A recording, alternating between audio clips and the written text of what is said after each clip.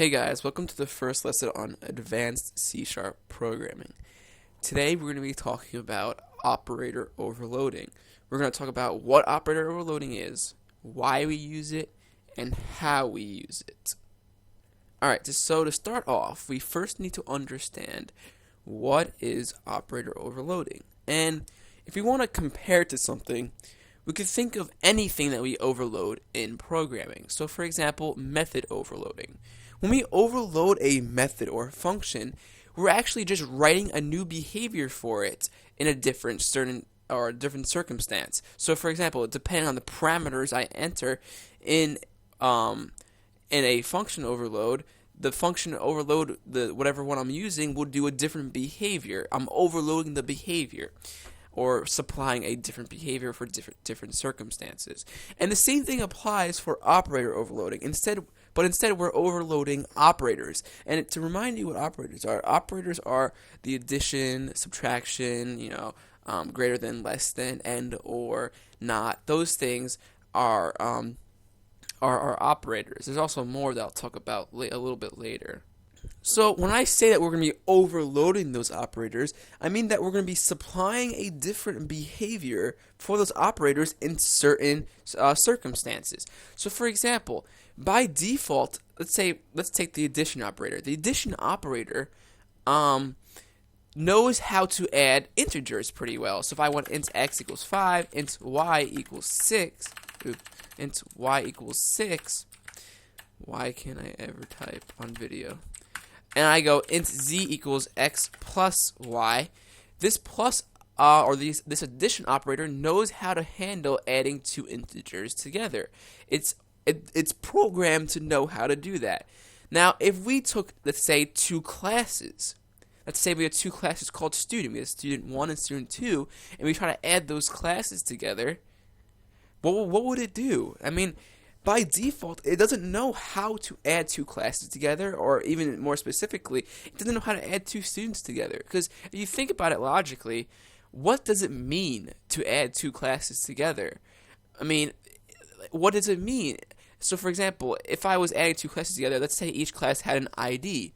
Does it mean that if I add my students together, it takes the IDs, add that together, and then the new student gets that new ID? Or what does it mean? Or could it take the names of both students and do something with that and create a new name from it? Could it add their GPAs together? It's right. If I add student 1 and student 2 together, does it take their two GPAs, add together, and then create a new student based off of that new GPA? Like, what does it do?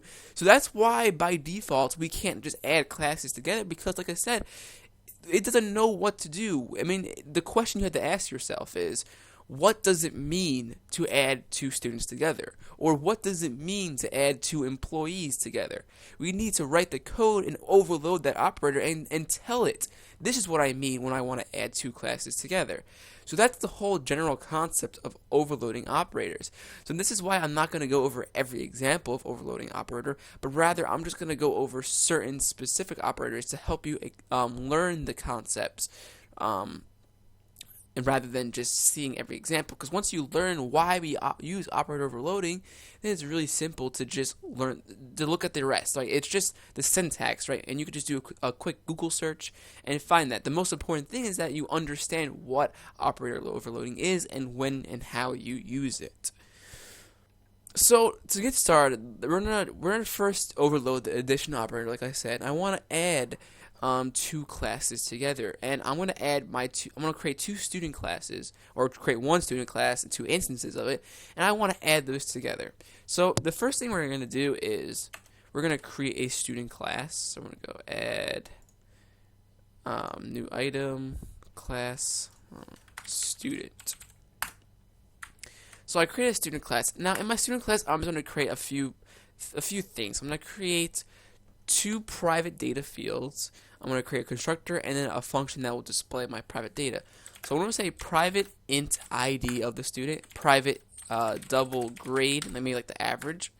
I'm going to create a constructor, public student int ID double grade, and I'm just going to fill these, this dot ID equals ID and this dot grade equals grade.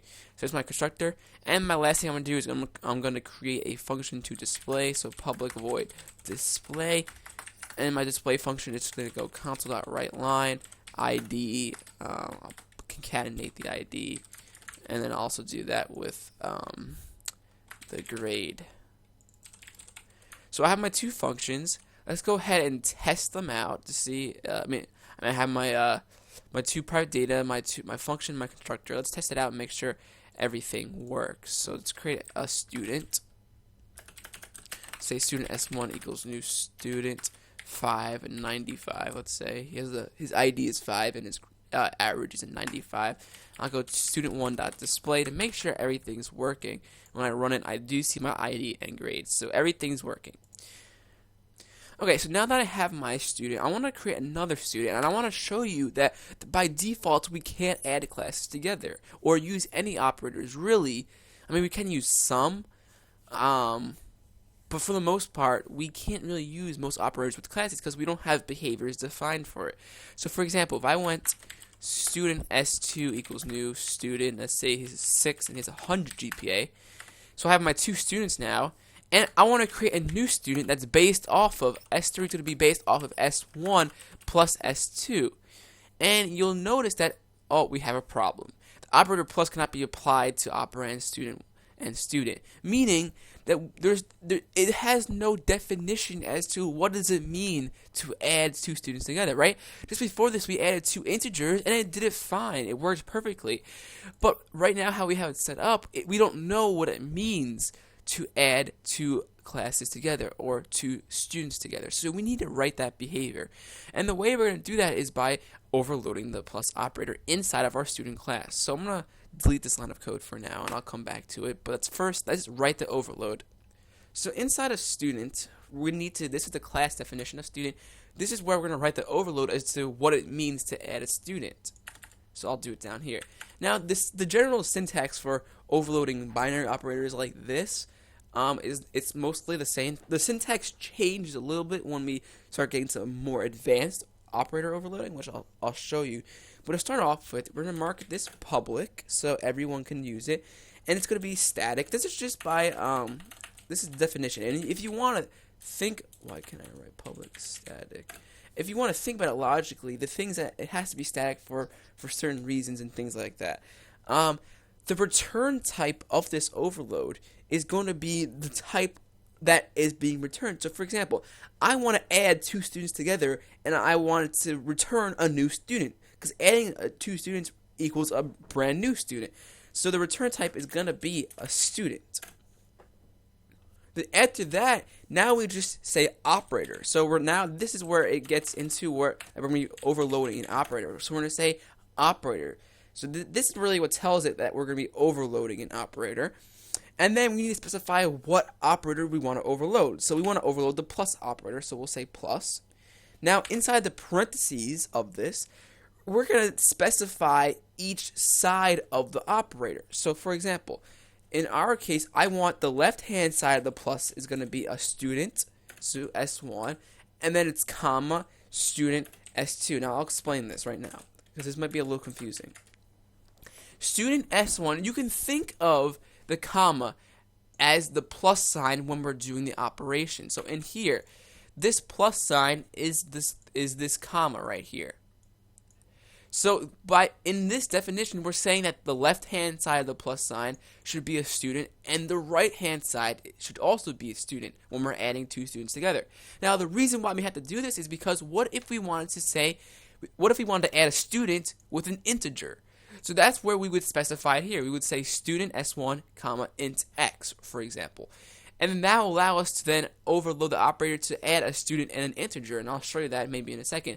But right now, we're just starting off, we're just adding two students together. And so now that I have this, I need to write what does it mean to actually overload this plus operator. So because we're going to be returning a student, we need to create that student here. So I'm going to say our new student equals new student. Okay, this is fine. So when we create a new student, we have a constructor made for the int ID and double grade. So because we're adding the two students together, this is where we're going to define what does it mean to make a new student. So in our example, I'm just going to say to make a new student, what it means is we're going to add the two IDs together and add the two grades together. So for the new student, his ID is going to be s1.id. Actually, these are private. This is what happens when I don't think about it. I'm just going to make these public just for the time being. This is not good programming practice, but I just want to do this so this will work. There's other ways to do this, but whatever. So I'm gonna go s1.id plus s2.id. So that's gonna be my ID. My new student's ID is gonna be whatever the s1 and the s2 IDs are added together, and then his grade is gonna be whatever s1 grade plus s2 grade. So that's my new student now. Now that I have a new student, I'm just going to return new student because the return type is student. So this is my overload for the plus operator.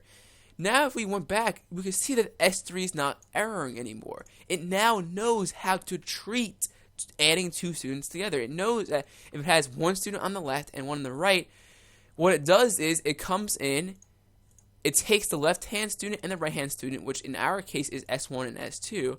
It takes those, it gets S1's ID, S2 ID, added together. That's the new student's IDs.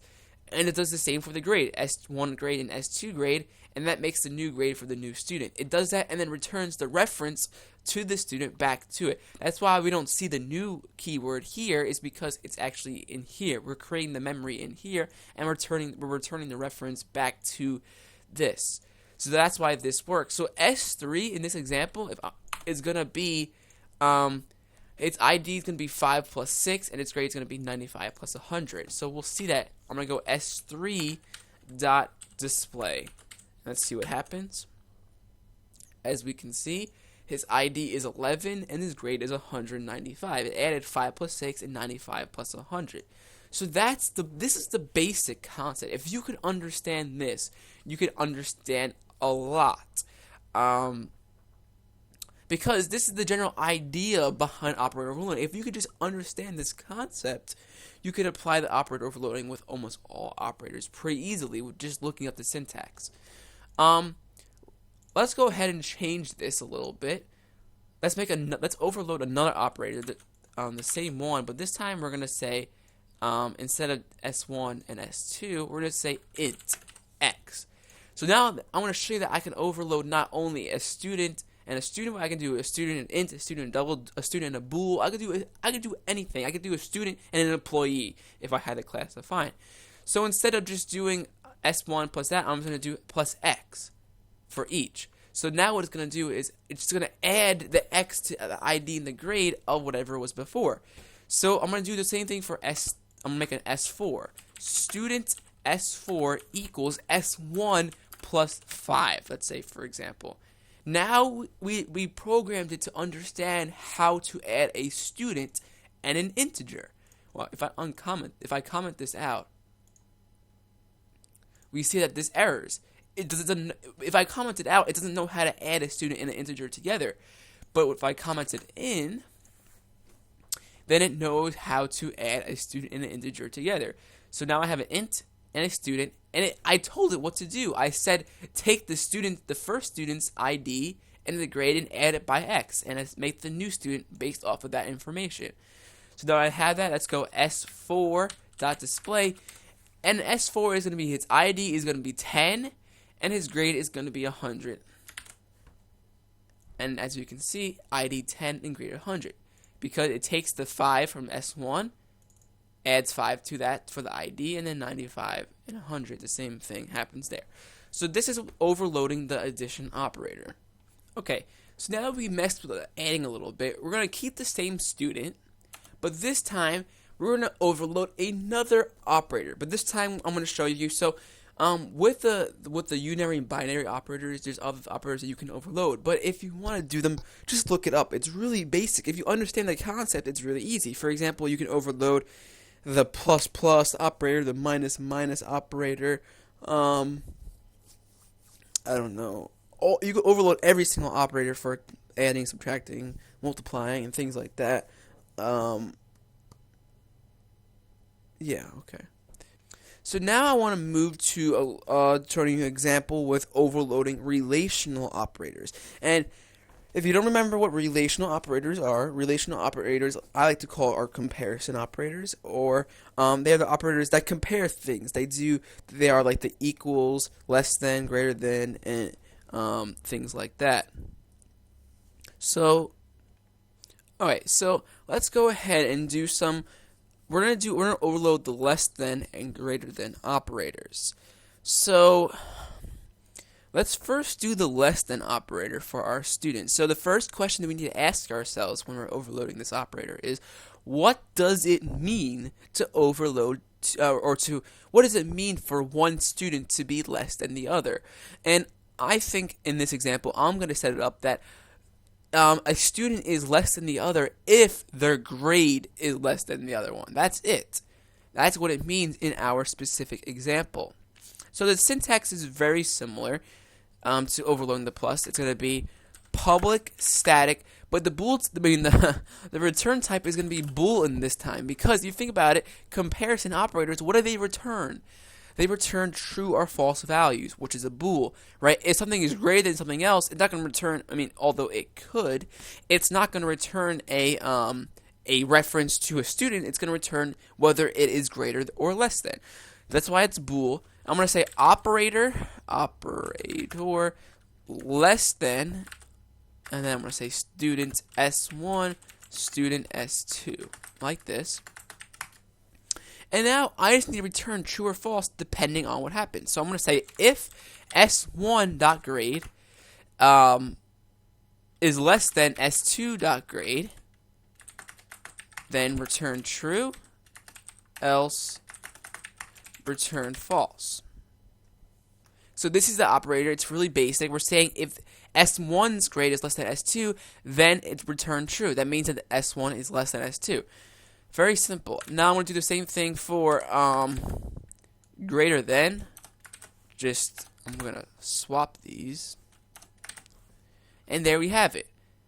So now we overload that operator. We can go back to our example and we could say, let's go, if S1 is less than S2, console.writeLine, and say S1 less than S2, else console.writeLine S1 greater than S2. Okay, so we have our comparison right here. Once again, we only could do this less than because we overloaded the functionality of the less than operator.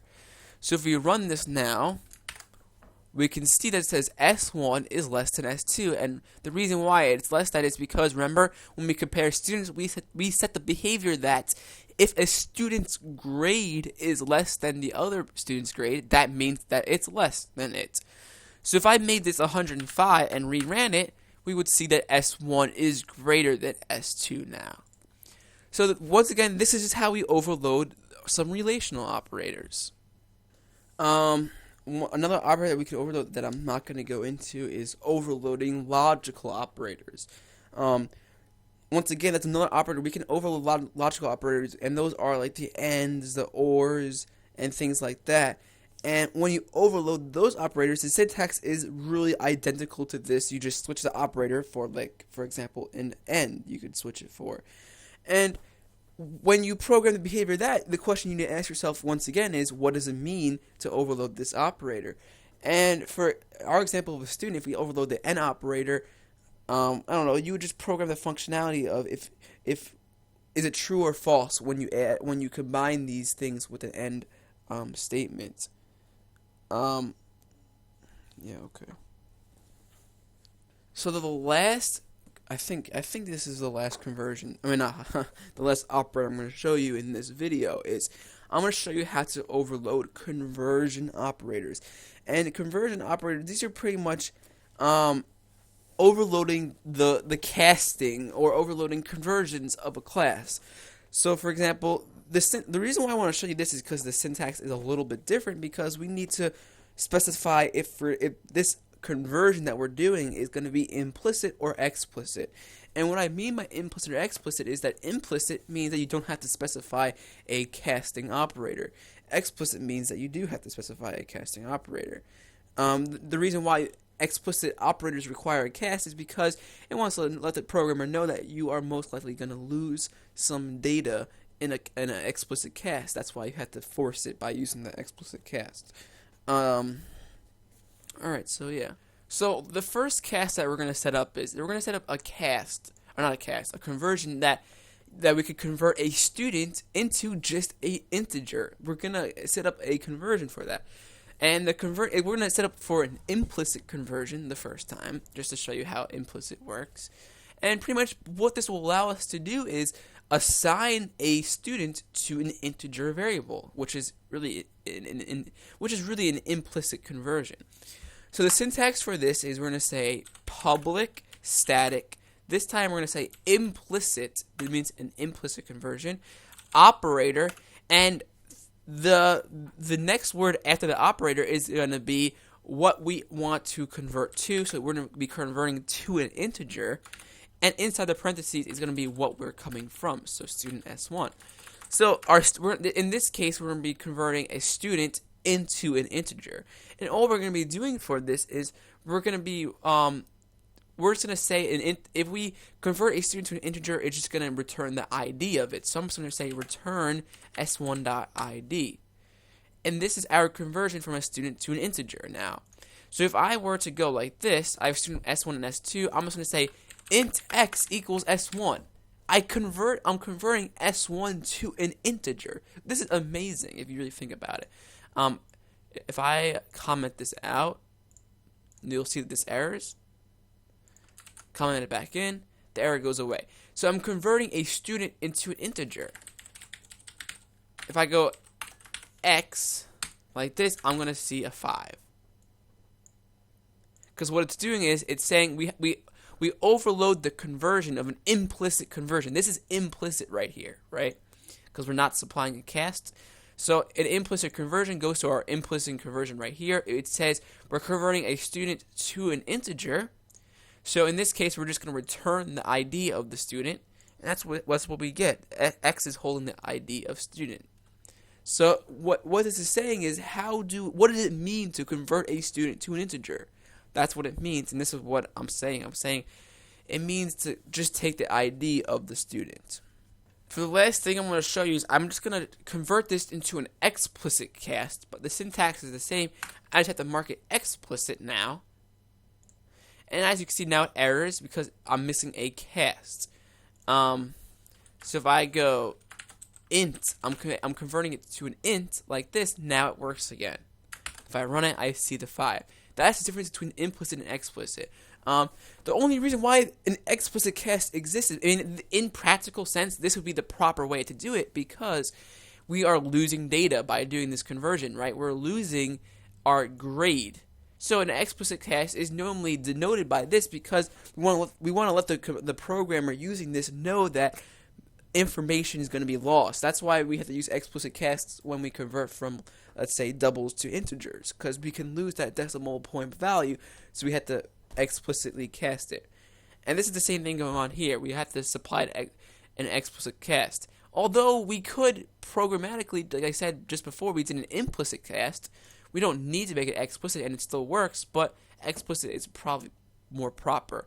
So yeah, that's it. This is an implicit and an explicit cast. It's really, it's really basic, but I put this topic inside of my new advanced C# series because this is not something that you need to know to be a successful programmer, right? You can really do everything you could do with operator overloading without actually using operator overloading. There's always workarounds, but this is the thing that if you really want to become a good programmer and learn programming, all about programming, like what I chose to do, this is good to know. Operator overloading is very powerful. And this is just cool things to know that you can do and things like that. So yeah, that's why this is in the advanced section. Even though, for a beginner programmer, this would probably be hard for them to understand. as well. Alright, so yeah, that is it for this video. I hope you all enjoyed it, and thanks for watching.